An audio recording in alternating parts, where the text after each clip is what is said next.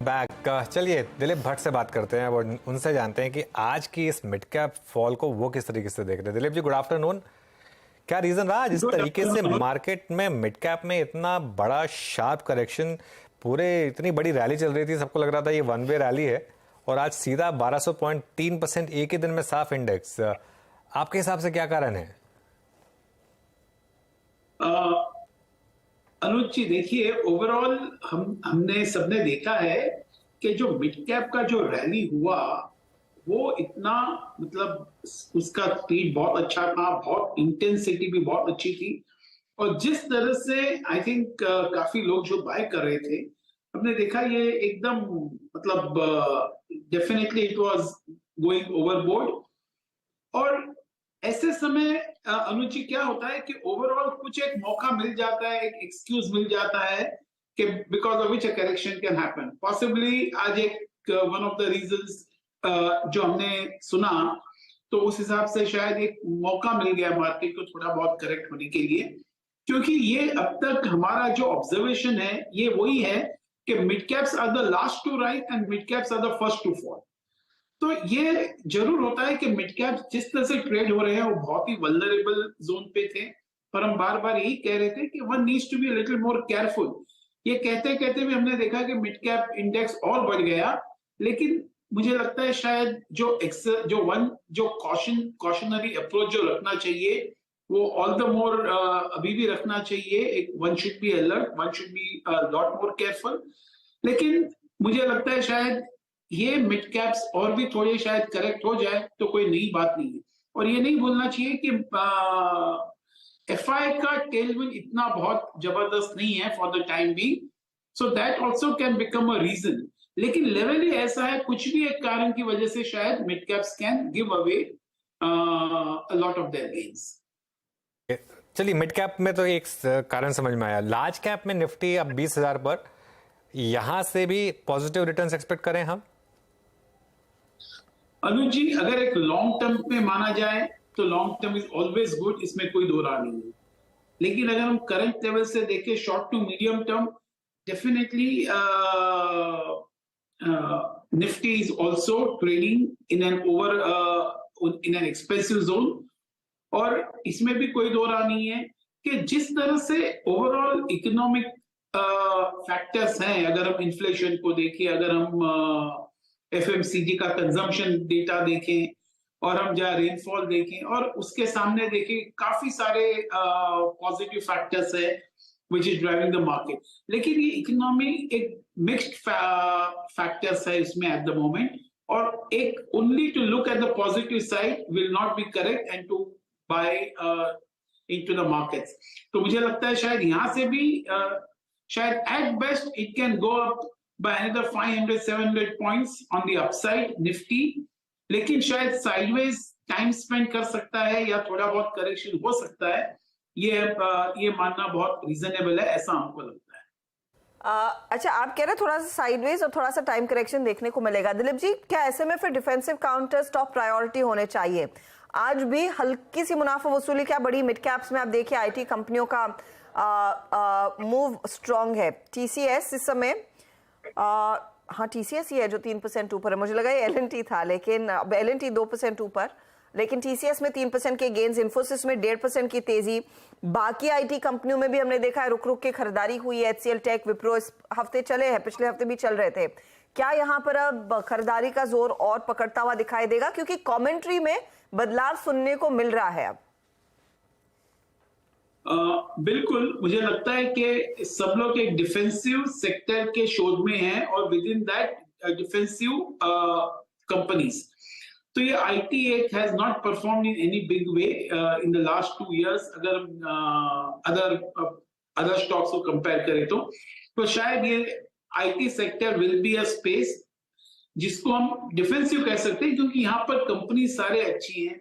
हम सबको पता है कि शायद ये और 3-4 क्वार्टर का विजिबिलिटी का इश्यू है उनके पास, लेकिन these are all in the prices.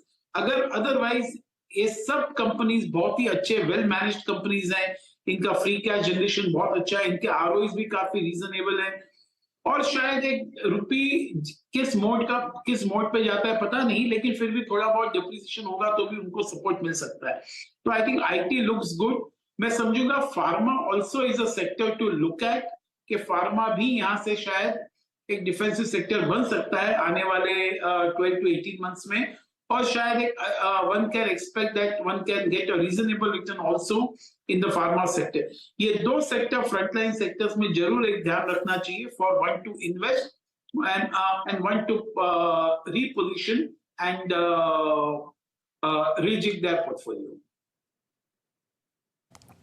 Okay Dilip sir, इसी हफ्ते निफ्टी मेटल इंडेक्स ने भी अपना ऑल टाइम हाई लगाया और इंडेक्स से ज्यादा एग्रेसिव 2-3 स्टॉक्स और थे, वो थे JSPL, JSW स्टील। आपका व्यू मेटल्स पे क्या है इस वक्त? आप इन लेवल से प्रॉफिट्स को कैश में कन्वर्ट करने की राय देंगे या फिर अभी भी कुछ स्टॉक्स चेज करने लायक हैं मेटल्स में? मेटल्स में generally I think very difficult to take a long term view. एक मोमेंटम व्यू ही रखना चाहिए। Maybe I am not very capable to comment on this particular thing, लेकिन ऐसा लग रहा है कि शायद ये मोमेंटम अच्छी तरह से प्ले आउट हो चुका है और यहाँ से थोड़ा बहुत चल सकता है। जैसे कि मुझे लगता है JSPL एक हो सकता है, जिंदाल सॉपेक्स भी एक बहुत अच्छा लग रहा है। मुझे लगता है शायद ये 2-3 गिने चुने स्टॉक्स में एक मोमेंटम प्ले कर सकते हैं।